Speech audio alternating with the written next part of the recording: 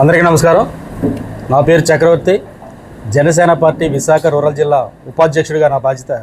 మరి ముఖ్యంగా ఈరోజు ఈ పత్రికా సమావేశానికి ముఖ్య కారణం ఏంటంటే, గత 2 రోజులుగా వివేకానంద కాలేజ్ దొరబాబు గారు ఎవరైతే ఉన్నారో వారి కాలేజీలో జరిగినటువంటి అవకతవకల గురించి పోలీస్ స్టేషన్లో ఏదో కంప్లైంట్ ఇవ్వడం జరిగింది.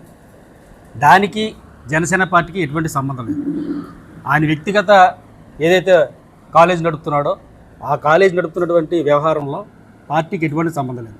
అది కూడా ఆయన మొన్న గవర్నమెంట్ వచ్చిన తర్వాతన పార్టీలో జాయిన్ అయ్యారు.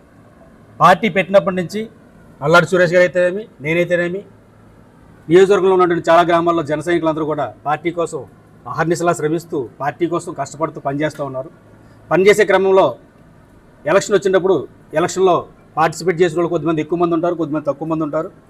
వాళ్ళ టైం బట్టి, అప్పుడున్న అవసరాలు బట్టి, అప్పుడున్నటువంటి సమయం బట్టి, అప్పుడున్నటువంటి మాకు ఏదైతే బీజేపీ, టీడీపీ, జనసేన కూటమిలో భాగంగా ఎవరైతే సమన్వయకర్తలుగా నియమించారో వారు చెప్పిన ఆదేశానుసారం అక్కడక్కడ ఆయా స్థానాల్లో అక్కడ ఉన్నటువంటి ఆ కూటమి భాగంగా మేము అక్కడ ఉన్నటువంటి ఎలక్షన్లో పార్టిసిపేట్ చేయడం జరిగింది. ఎలక్షన్లో అందరూ కూడా భాగస్వాములై ఆయా గ్రామాల్లో పనిచేశారు. అందరి కృషి ఫలితంగా మన నియోజకవర్గంతో పాటు రాష్ట్రం మొత్తంగా పార్టీ అధికారంలో రావడం జరిగింది. వచ్చిన తర్వాత వచ్చిన పిదప మమ్మల్ని కూటమిలో గౌరవంగానే చూసుకుంటున్నారు. గౌరవం ఏమాత్రం తగ్గించకుండా గౌరవ స్పీకర్ చింతకాయల అయ్యన్న పాత్ర గారు మాకు ఎటువంటి కూడా అమర్యాద లేకుండా, అగౌరవం లేకుండా గౌరవంగా ఏ ప్రభుత్వ కార్యక్రమంలో సరే కానీ మాకు సమాచారం చేరవేస్తున్నారు. మేము వెళ్ళిన తర్వాత కూడా గౌరవంగా చూసుకుంటూ ఇప్పటికే మాకు ఏమిటంటే అమర్యాద ఎక్కడా జరగలేదు.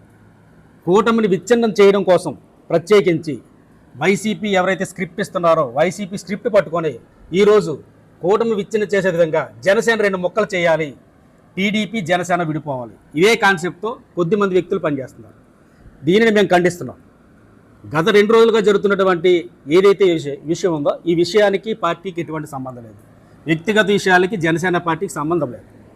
జనసేన పార్టీ ఏదైతే ఉందో పార్టీ బలోపేతం కోసం అంతకుముందు జనసేన పార్టీ కొద్దిమందికి పదవులు ఇచ్చింది. నర్సీపట్నం టౌన్లో నర్సీపట్నం టౌన్ అధ్యక్షుడు అనే పదవి అయితే ఇప్పుడు వచ్చి ఇవ్వలేదు. నర్సీపట్నం రూరల్కి ఇచ్చారు, మాకవరపాలెం ఇచ్చారు, గొలుగొండ ఇచ్చారు, మాకవరపాలెం ఇచ్చారు. అలాగే జిల్లా కమిటీలో జిల్లా కార్యదర్శిగా మన హరి గారు ఉన్నారు, జిల్లా సంయుక్త కార్యదర్శిగా సురేష్ గారు ఉన్నారు. నాకు జిల్లా ఉపాధ్యక్షుడిగా బాధ్యత ఇచ్చారు. తర్వాత నుంచి ఇక్కడ ఉన్నటువంటి నర్సీపట్నం నియోజకవర్గ పాయింట్ ఆఫ్ కాంటాక్ట్ ఇన్ఛార్జ్ రాజాని వీర సూర్యచంద్ర గారు గవర్నమెంట్ వచ్చిన తర్వాత నామినేట్ పోస్టులో కూడా తగు న్యాయమే చేశారు. మాకు న్యాయం చేయకపోవడం అయితే లేదు.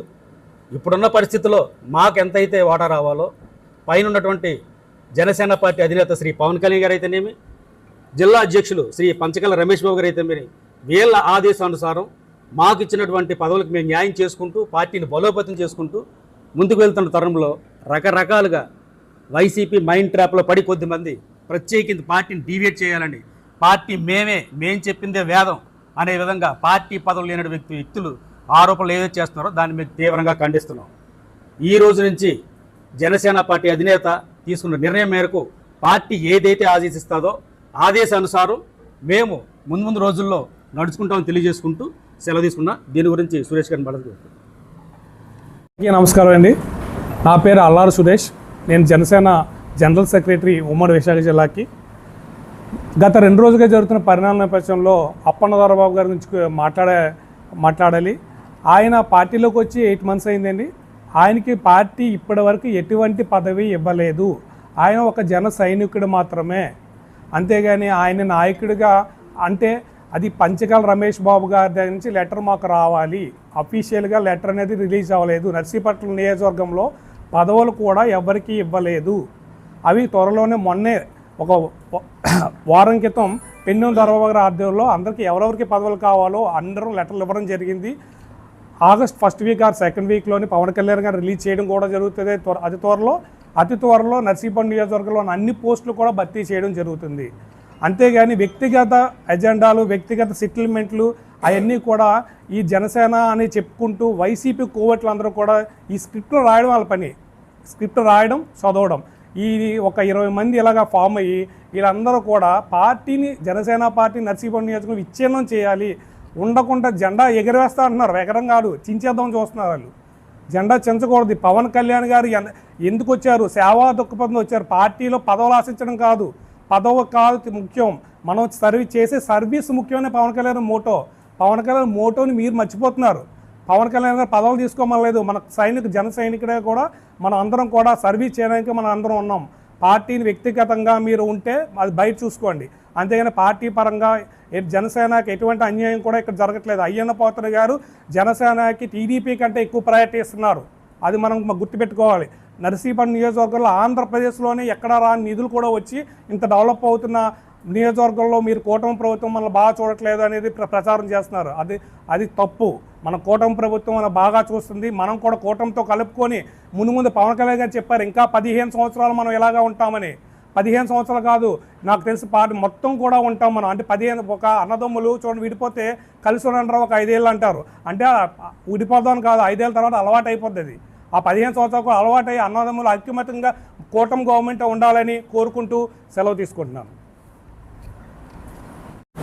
ఈ విషయంలో ఎటువంటి కుట్ర కోణాలు లేవు, ఇందులో ఎవ్వరికి ఇన్వాల్వ్మెంట్ లేదు. అంటే చాలామందికి తెలియని విషయం ఏంటంటే జనసేనకి ప్రత్యేకమైన ఒక స్పైకర్ విభాగం ప్రతి నియోజకవర్గంలో ఉంది. వాళ్ళ ఇంటెలిజెంట్ రిపోర్ట్స్ ప్రతిదీ కూడా పవన్ కళ్యాణ్ గారి దగ్గర అప్డేట్స్ అవుతున్నాయి. వాళ్ళకి తెలుసు ఎవరికి పదవి ఇవ్వాలి, ఎవరికి పదవి ఇవ్వకూడదు. పార్టీ అధిష్టానం ఎలా నిర్ణయిస్తే మేము దానికి కట్టుబడి ఉన్నాము. పార్టీకి ఎవరైతే పదవి ఇస్తారో ప్రజెంట్ మాకు ఉన్న సమాచారం, మాకు పార్టీ గైడ్లైన్స్ ప్రకారం నర్సీపట్నం నియోజకవర్గ ఇన్ఛార్జ్ సూర్యచంద్ర గారు మాత్రమే ఆయన గైడ్లైన్స్లోనే వెళ్ళాలని చెప్పి మాకు రమేష్ బాబు గారు చెప్పడం జరిగింది. కొత్త వారిని ఎవరైనా ఫ్యూచర్లో నియమిస్తే అది పార్టీ అధిష్టానం ఇష్టం అది.